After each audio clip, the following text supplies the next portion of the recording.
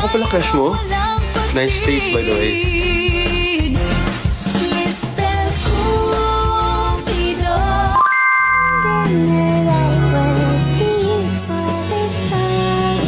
Hey guys! So ayan, kita niyo naman kung gaano ka-glowing yung skin namin ngayon compared before nang hindi pa kami nagtitake nitong Newman Soft Glow. And ngayon guys, isi-share namin kung ba't nagustuhan namin to. So tinitake namin siya guys, 1 to 2 capsules a day.